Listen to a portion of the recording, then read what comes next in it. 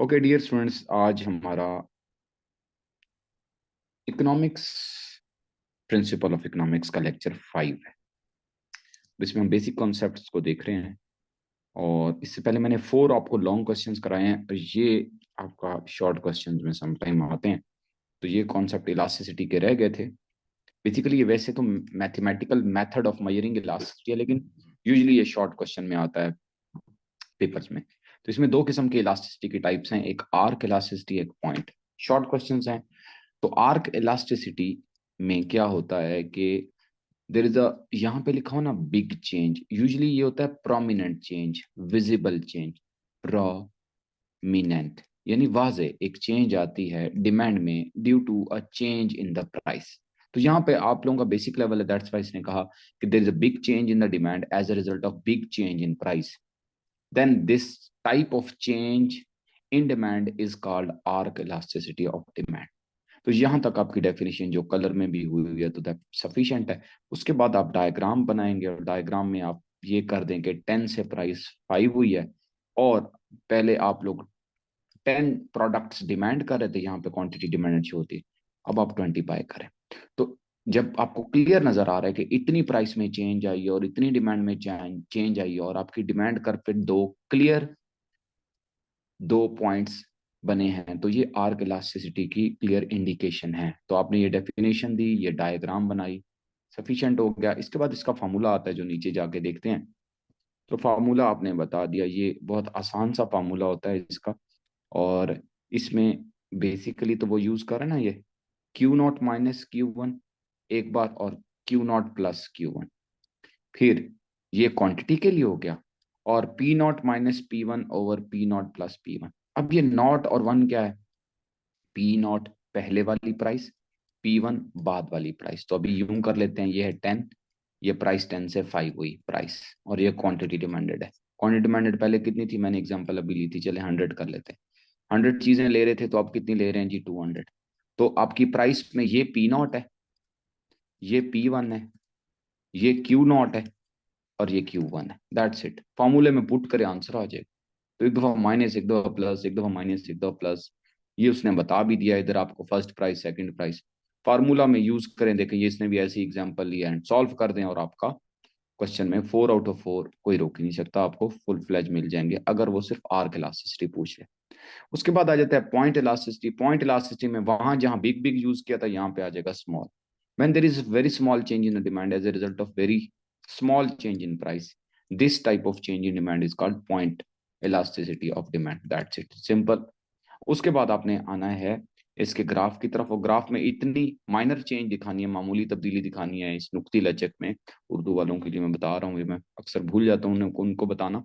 तो नुक्ती लचक में बेसिकली क्या हो रहा होता है कि आपकी प्राइस में इतनी मामूली तब्दीली आई है, और उसकी वजह से डिमांड में इतनी माइनर चेंज आई है कि ऐसे लगता है कि जैसे डिमांड पे बस, डिमांड कर पे बस एक नुक्ता हो, जैसे ये उसने ए बनाया हुआ है। ठीक है। तो ये आपकी इंग्लिश में क्या होगी? Point elasticity. तो इसका फार्मूला ये होता है delta q over delta P over P. और ये मैंने थोड़ा क्लियर करके इसलिए लिखा है ताकि आपको यहाँ नजर आ जाए ये फार्मूला बना। तो delta P, delta q over Q, delta P over P. अब देखें फिर वही काम करते हैं, यहाँ पे 10 कर लेते हैं, यहाँ 9 कर लेते हैं, और यहाँ 100 था, और इसे 102 कर लेते हैं। That's it. ये प्राइस है, ये क्वांटिटी डिमांडेड है। तो प्राइस में कितनी चेंज आई है उसे कहेंगे डेल्टा पी। डेल्टा पी यानी प्राइस में चेंज कितनी है? 1। और ओरिजिनल पी, यानी इस फार्मूले में दो चीजें हमने फाइंड आउट करनी है ना, डेल्टा पी ओवर पी, ये जो नीचे दिया हुआ है, ये नीचे। तो डेल्टा पी हमारे पास है 1, और ओरिजिनल पी कितनी है जी? ओरिजिनल पी है 10, तो वो नीचे आ गया 10। और डेल्टा क्यू ओवर क्यू, तो जी बताएं, delta q over Q, sorry ये क्यू है। तो डेल्टा क्यू कितना आया है? 2। चेंज इन क्यू, क्वांटिटी में चेंज कितनी आई है, तब्दीली कितनी आई है? 2 की। और ओरिजिनल क्वांटिटी कितनी थी? 100, वो 100 आ गया। That's it. अब इसे आप कैलकुलेटर से सॉल्व करें, कैलकुलेटर अलाउ होता है, आपका आंसर आ जाएगा। ठीक है जी। तो हाँ जी स्टूडेंट्स, बाकी जो ज्वाइन किए उनको वेलकम। आवाज़ मेरी बिल्कुल आ रही होगी आपको, क्लियर आ रही होगी। ये मैंने पॉइंट और आर्क इलास्टिसिटी का डिफरेंस बताया, बहुत सिंपल सा है पॉइंट और आर्क इलास्टिसिटी का डिफरेंस। तो ये मैंने वीडियो भी रिकॉर्ड कर लिया, जो रह गया आप बाद में देख लेना। कि सिंपल सा है कि when there is when there is big change in demand, big change in demand as a result of big change in price, तो इसे क्या कहेंगे, आर्क इलास्टिसिटी कहेंगे। अब ये जो बिग है इसकी जगह कर दें स्मॉल, और ये जो ये बिग है प्राइस वाला इधर भी कर दें स्मॉल, तो ये पॉइंट इलास्टिसिटी हो जाएगी। बहुत आसान डेफिनेशंस हैं, तो डायग्राम फार्मूला मैंने करा दिया आप लोगों को, ये कर लेंगे तो आपका ये दोनों शॉर्ट क्वेश्चंस कवर हो जाएंगे। अब इसने ये दोबारा जब ये दिया है ना आपकी बुक के अंदर, ही मैं बुक आप वाली इसीलिए यूज की है ताकि आपको बता सकूं कि क्या करना है और क्या नहीं करना है। ये नहीं करेंगे आप लोग, ठीक है जी, आगे चलेंगे। और कुछ नहीं करना, ये नहीं करना, ये नहीं करना, ये नहीं करना, सीधा सीधा आना है। ये एक वेरी इंपॉर्टेंट शॉर्ट क्वेश्चन है आप लोगों का, determinants of elasticity of demand. ये मेनी टाइम्स आए हैं, आर्क पॉइंट आया है, इनका डिफरेंस। ये जो मैं आज शॉर्ट क्वेश्चन करा रहा हूँ, फाइनल पेपर कोई भी उठा के देख लें, ये 4 शॉर्ट क्वेश्चन होंगे, हो ही नहीं सकता कि इनमें से एक शॉर्ट क्वेश्चन ना आया हो, यानी 4 मार्क्स का छोटा सा लेक्चर होगा 12-13 मिनट का, यू विल फाइंड कि इसके अंदर से आपका फाइनल पेपर में भी क्वेश्चन कवर होगा। Determinants of elasticity of demand at least कोई आपको 4 आने चाहिए। तो ये इसका मतलब क्या है, ठीक है, उर्दू में लिखा होगा तलब की लचक के अवामिल, तलब की लचक के अवामिल। तो ये तलब की लचक के अवामिल या determinants of elasticity of demand का सबसे पहले मीनिंग समझना है। मीनिंग क्या है भाई, क्यों डिमांड इलास्टिक है, यानी इलास्टिसिटी ग्रेटर देन 1 क्यों है, या आप जो समझना चाहें इसके 3 नाम है। मोर इलास्टिक क्यों है, अब इस सब का मतलब क्या है कि कीमत में चेंज आई है थोड़ी और डिमांड में चेंज आई है ज्यादा। कैसे पता चला था, याद है टेबल, ये 10 से 8 की थी कीमत, प्राइस में चेंज आई है ये, और डिमांड आपकी जो है ना वो पहले 100 थी वो 200 हो गई, तो ये इलास्टिक है या तलब की लचक इकाई से ज्यादा है। क्यों है भाई, ऐसे क्यों है। और एक चीज है, उसकी कीमत जो है वो आटे की कीमत है, लेट्स सपोज 100 रुपए किलो, आटा 10 रुपए किलो हो जाता है, ये प्राइस है और ये क्वांटिटी डिमांडेड है। आप लोग पहले 20 किलो आटा ले रहे थे महीने में, अब आप 22 किलो ले रहे हैं, वाई, कोई ट्रिपल क्यों नहीं ले लिया, कोई 60 किलो क्यों नहीं ले लिया, क्योंकि बुनियादी जरूरत है, ये इनइलास्टिक है।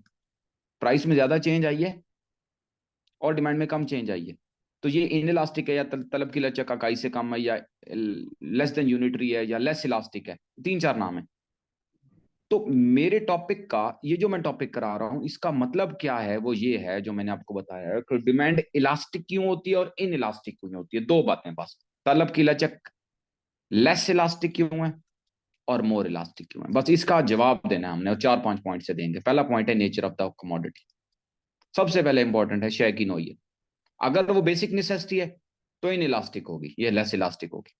अगर वो लग्जरी है, टीवी है, सेलफोन है, वो इलास्टिक होगी। दैट्स इट, बस इतना आपने बताना है।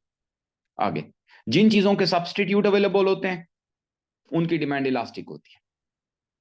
और इसका रिवर्स क्या लिखेंगे, रिवर्स क्या लिखेंगे, the commodities who substitutes are not, कर देंगे इधर, देयर डिमांड इज मोर की जगह क्या कर देंगे, लेस कर देंगे। लें जी, 2 लाइंस कंप्लीट होगी, लाइन 1 याद किया आपने। तो जिन चीजों के मुतबादिल अवेलेबल होते हैं, अगर उनकी प्राइस में थोड़ी सी भी चेंज आ जाए, लोग स्विच करके दूसरी चीज को लेने लग जाते हैं, ये चीज होगी। Next, level of prices.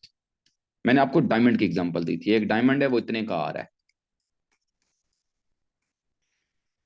इतने का आ रहा है, इसमें मैंने 50% ऑफ लगा दिया, कौन लेगा भाई, इतनी ज्यादा प्राइस है, ठीक है। तो प्राइस का लेवल इतना हाई से अगर आप लो करेंगे तो भी कोई फर्क नहीं पड़ने वाला। सेंटोरस में जाएं जी, सेल लगाई हुई है, 14,000 रुपए की जैकेट है, 30% ऑफ फ्लैट लगाया हुआ है, 11,000 रुपए की जैकेट की शक्ल नहीं है उसकी, तो भी लोग नहीं ले रहे। मार्केट में जाएं, आपको कस्टमर नहीं नजर आएगा ब्रांड की शॉप पे, रीजन क्या है, रीजन यही है कि प्राइस इज टू हाई। इसके बरक्स एक चीज है, वो 10 रुपए की है और वो 50% ऑफ लगा के शोर मचा रहा है, मैंने 5 रुपए की कर दी। भाई आप 10 रुपए पे उस चीज को नहीं ले रहे, उसे आप घटिया समझ रहे हैं, लाइक इंफीरियर समझ रहे हैं।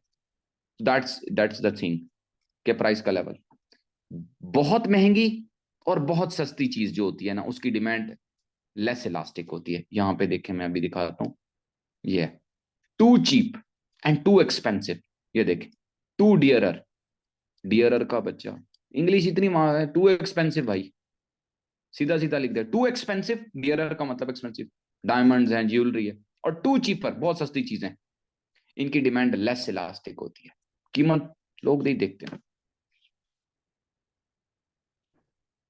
तो यहाँ पे बस इतना ही काफी है, आगे चलते हैं। डेफर डिमांड, जिन चीजों की डिमांड आप छोड़ सकते हैं, अच्छा यार बाद में ले लेंगे, उनकी डिमांड इलास्टिक होती है। दैट्स इट, इतना काफी है एक लाइन। अब मैंने आपको 4 पॉइंट्स करा दिए हैं। पांचवा और छठा बेसिक सा बता देता हूँ। जो चीजें आदत में आती हैं, जो रस्म और रिवाज में आती हैं, उनकी डिमांड लेस इलास्टिक होती है। That's it.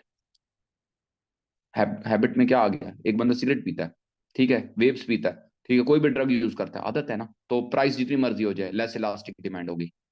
उसके बाद क्या आ गया, इसको छोड़ दें पॉइंट को, छठे पॉइंट को, कमोडिटी हैविंग वेरियस यूज, जिन चीजों के बहुत सारे यूज होते हैं उनकी डिमांड इलास्टिक होती है। लकड़ी होगी, प्लास्टिक हो गई, लेदर हो गई, ठीक है।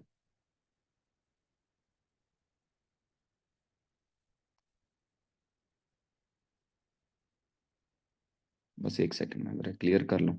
अच्छा, और बस पॉइंट्स काफी हैं, बाकी इसने ये ड्यूरेबल गुड का दिया है जी, जो ड्यूरेबल होती है और पैरिशेबल कमोडिटीज होती है। पैरिशेबल मैंने कई दफा बताया, पैरिशेबल लफ्ज का मतलब उर्दू में होता है ज़िया पजीर। ज़िया पजीर का मतलब जो जल्दी खराब होने वाली होती है, सब्जियां, गोश्त, फ्रूट, इनकी डिमांड इन इलास्टिक होती है, लेस इलास्टिक होती है, ठीक है। और ड्यूरेबल गुड्स की डिमांड इलास्टिक होती है।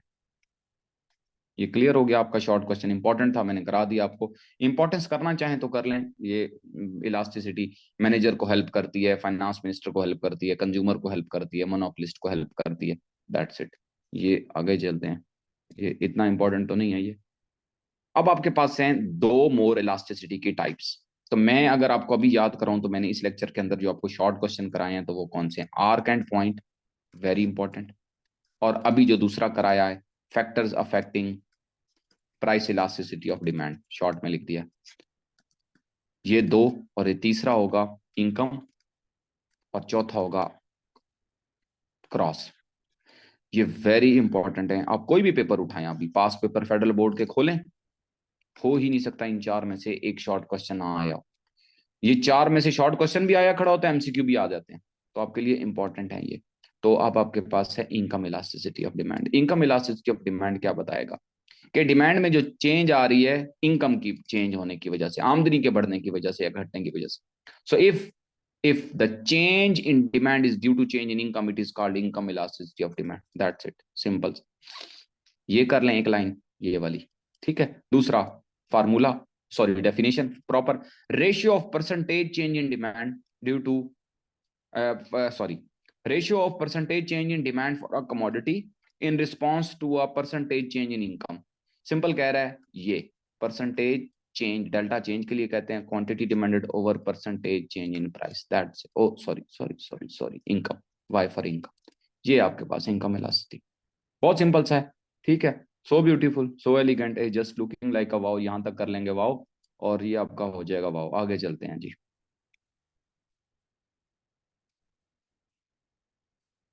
कमेंट्स में आप लोगों के पढ़ नहीं रहा होता, बस यार वो मसला ही है कि, अच्छा यार ये कर लिया, उस ये मैंने आपको बता दिया ना, दो लाइंस करनी है, उसके बाद आपने आना है सीधा फार्मूला की तरफ। ये इतना लंबी चौड़ी जो उसने स्टोरी सुनाई है ना, ये हमने नहीं करनी है, हम आएंगे सीधा फार्मूला की तरफ। ये अभी अभी मैंने फार्मूला आपको मैथमेटिकली फॉर्म में लिख के दिया, यही वाला, यही लिख के दिया ना, देखे, percentage change in quantity demanded over percentage change in income. आई से कर लें, वाई से कर लें, ये लिखा हुआ है, पूरा इंग्लिश में लिख दिया उसने।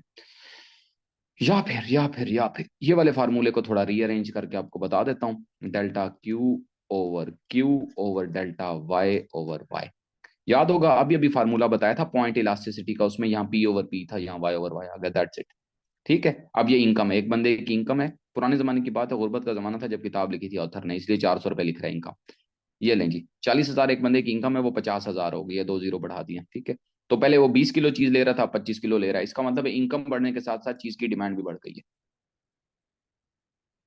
हसनैन लगी रहना मार बेटा, ठीक है। आगे चलते हैं। ओ भाई क्यों डब्बे बना रहा है, अच्छा,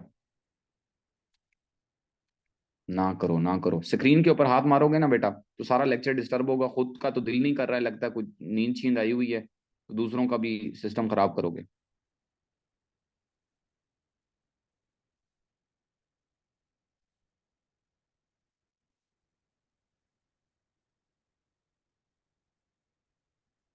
अच्छा जी, तो अब आपके पास मैंने फार्मूला अभी बताना है आपको, ठीक है। ऊपर जाते हैं, फार्मूले को थोड़ा सा सॉल्व मैंने किया नहीं, मैं आपको थोड़ा सा बता देता हूँ। किधर गया यार मेरा पेन? कोई बात नहीं, कोई बात नहीं, कोई बात नहीं, कोई बात नहीं बेटा। अच्छा, तो अब आ गया आपके पास ये फार्मूला, ठीक है। आपने बहुत सिंपल रखना है, देखें टेबल बना लेते हैं हम खुद ही। एक बंदे की इनकम है 40,000, वो बढ़ के हो गई 50,000। यार इतनी मुश्किल सी इनकम बना रहे हैं, आसान सा करते हैं। एक बंदे की इनकम है 10,000, 10,000 से बढ़ के हो गई है 20,000, ठीक है जी। ये इनकम है उसकी, और वो पहले ले रहा था 10 चीजें, आप ले रहा है 20। सिंपल। अब आपको क्या क्या चाहिए?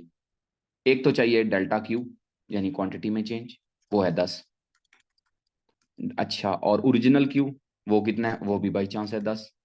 अच्छा, डेल्टा वाई कितना है? वो है जी 10,000। और वाई ओरिजिनल इनकम कितनी है? पहले कितनी थी? 10,000, वो भी। वाह, पुट करें भाईजान, नजर आ रहा है सब एक जैसा है, तो आंसर इक्वल टू 1 आएगा। ठीक है, तो फार्मूला आपके सामने मौजूद है, ये आपने सॉल्व करना है, ठीक है, और ये आपके लिए इजी हो जाएगा। आगे चलते हैं।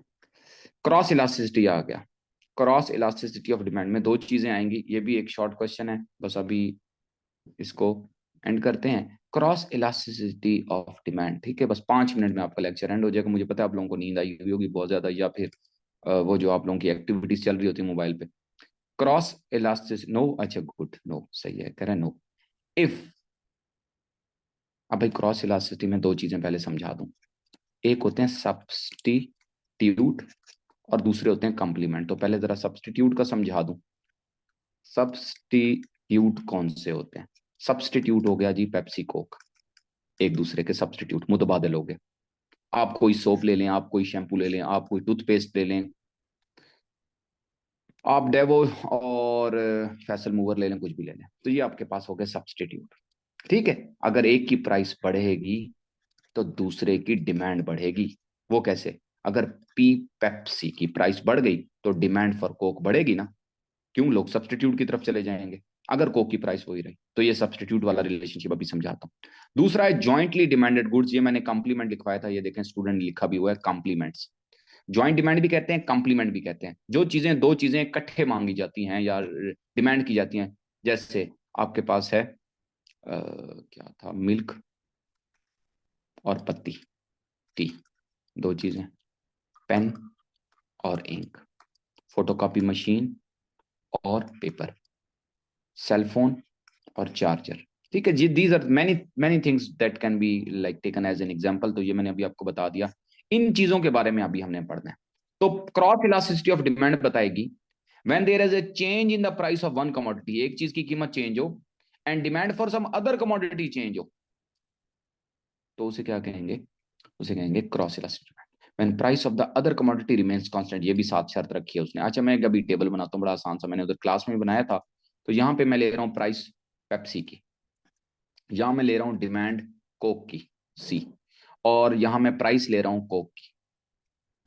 कोक की प्राइस पहले भी 100 थी, अब भी 100 है। पेप्सी की प्राइस पहले 100 थी और अब 150 हो गई। तो भाई बात ये है, ओ भाई एक मिनट, तो पहले देखिए प्राइस पेप्सी की राइज हुई है, तो मैं पहले ले रहा था पेप्सी की कितनी, 5 पेप्सी ले रहा था, अब 10 ले रहे हैं। अब आप इसको कंपेयर करें, इसको यूं करें, कोक की प्राइस पहले भी 100 थी, अब भी 100 है। कोक की डिमांड पहले 5 थी, अब 10 हो गई, ये क्या हो गया? ये बेसिकली इस वजह से हुआ है कि मुतबादल या सब्सटीट्यूट की प्राइस राइज हो गई है।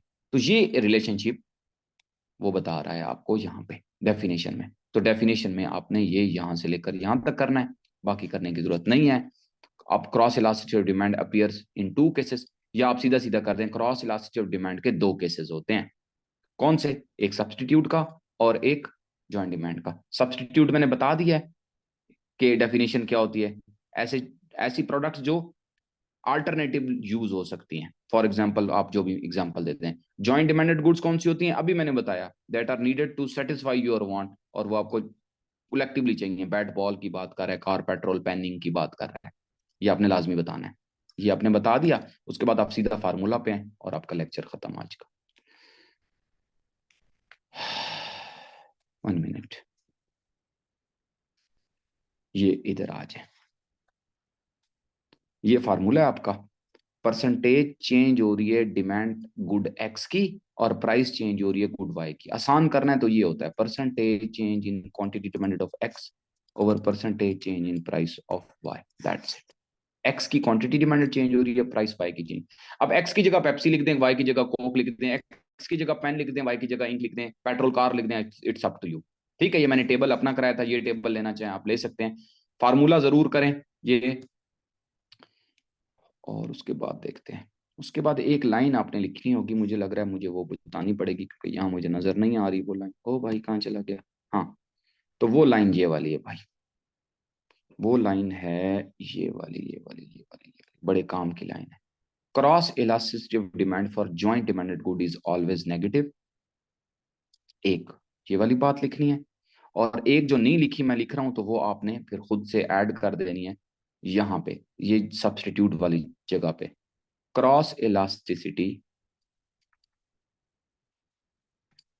for substitute is always positive, is always positive। ये अब लेक्चर रिकॉर्ड हो रहा है तो आपने बाद में इधर से देख के यहाँ लिख देना है, cross elasticity for substitutes is always positive. Spelling यहाँ से देख लेना। ठीक है जी, तो आज का लेक्चर खत्म हो गया। ज्वाइन किया करें, जब टाइम हो ज्वाइन कर लिया करें, नहीं तो रिकॉर्डेड लेक्चर जरूर सुना करें। ये सारे इंपॉर्टेंट क्वेश्चंस जो हम लिख रहे हैं ये आप लोगों के लिए बहुत